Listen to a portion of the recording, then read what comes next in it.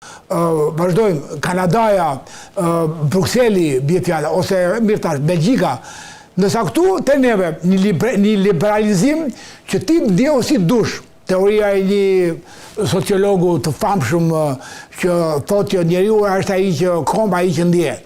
Nësa ke juve, ti je kom, me gjuhë, me formim, me histori dhimbje, se të kesh histori të zakonshme, adhe dhe, po histori dhimbje.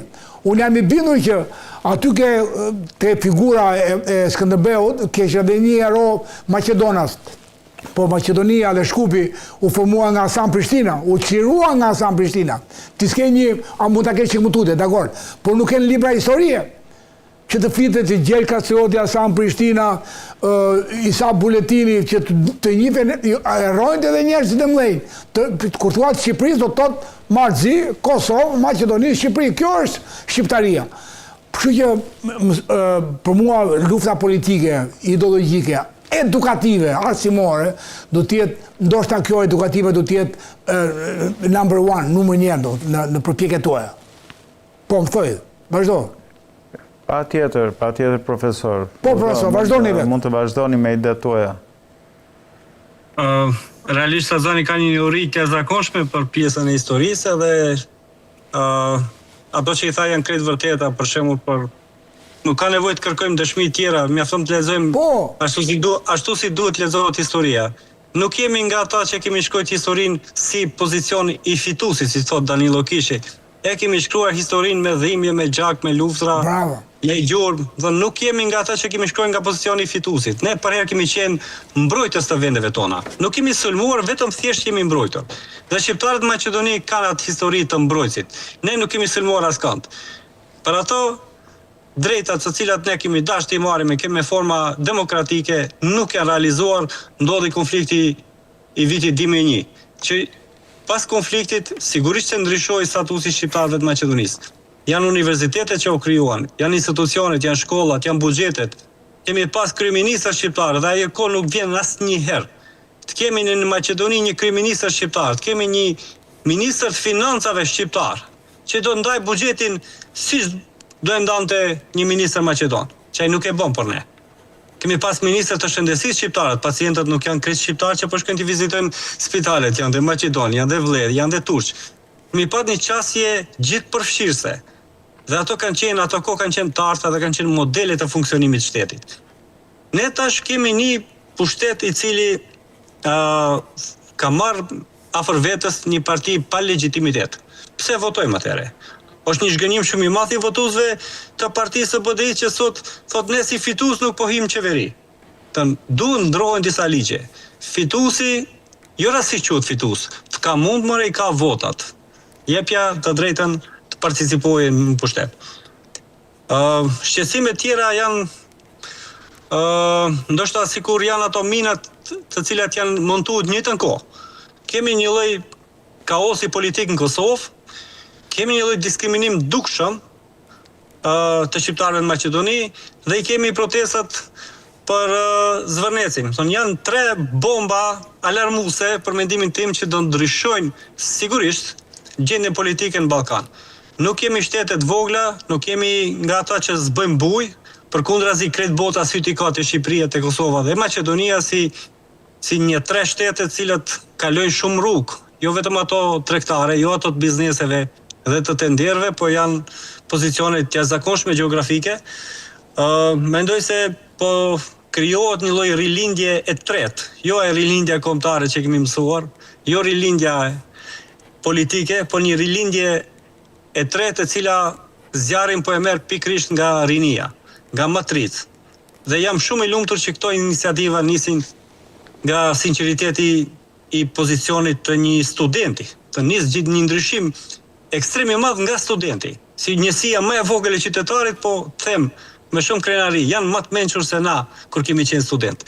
Dhe është mirë ti përkrajmë, ti përcjellim, ti japim atë dorën e ndihmës dhe jam i sigurt se një pozicion i ri politik po krijohet në Ballkan. Nuk janë të rastishme këto kaose politike. Vjen se njerëzve u ka ardhur më e hune. Unë ndjek emisionet, jam kështu një fan si madh edhe i leximit të kolumnave, e shoh një lloj mosdurimi, të njerëzve ka ardhur shpirti të huna sepse nuk po ndryshohet një gjendje. Dhe nis protesta, nis pakënaqësia, mbase mund të ketë edhe reagime më të dhunshme. Besoj se një realitet i ri politik vetë se është instaluar. Mbase kjo ka nis mujt e fundit. Profesor, më lejo të bëj një përmbledhje me Elenën Zotit Bala. Mund të bëj një përmbledhje? Profesor, më dëgjoni me vëmendje, po kur them më dëgjoni ju, i them gjithë shqiptarëve. Populli shqiptar në Maqedoninë e Veriut e quajtur sot, hajde gjeje ti se unë s'kam dëgjuar ndonjëherë në përarta Maqedoni Jugu, lindje Perëndimi. S'kam dëgjuar ndonjëherë. Kam rreth 2000 arta, i posedoj, i zotëroj vetë. Nuk kam dëgjuar kur e Piri i Veriut, nuk kam dëgjuar kur. Por le të themi shpiket e termave të politikës së sotme. Më ndjek zoti Arlind, profesor i nderuar, më ndjek? Po. Më ndjek zoti profesor? Po. Atëherë ju duhet të krenojeni. I ke lënë shtetit Maqedon, i ke lënë universitetin e parë në Orë në vitet 900. Universiteti i parë në Ballkan nuk po bëjmë gara, se ka lënë përpara në Iliri. Po le të themi në atë zonë që përfshihet sot në Orë, universiteti i parë. I ke lënë flamurin me 16 treze, që janë 16 popuj i lirë. Tespot, Enkelejt, Elin, Kaon, Mollos, janë 16 popuj i lirë, 16 treze. Linkes, më ndihmon zoti Bale. I ke lënë atë që quhet dielli, që vetëm në Shqip ka kuptim zoti që quhet dias, diell, dituri, dej, dit. Vetëm në Shqip i ka dhënë diellin, që është kulturë zvastik e pelazge që trashëgojmë neve sot, sepse gratë në Mirdit, gratë në Vermosh, ende sot e kanë këtu në diellin, që s'ka lidhje fare me diturinë e gruaja, po i ka ardhur që 3000 vjet, 10000 vjet përpara. Pra i ka dhënë diellin atyre në flamur. Po i ka dhënë çlirimin e Shkupit, nga San Prishtina me 12.000 dhe arriti të bënda dhe 30.000 forca për qiruar Shkupin. Po i ke dhënë kryeqytet, i thua atyre maqedonëse, që i ke Macedon, Slav, i ke dhënë kryeqytet Shkup, kryeqyteti Dardan, Shkup, Shkip, Skyp, ai që flet Shqip.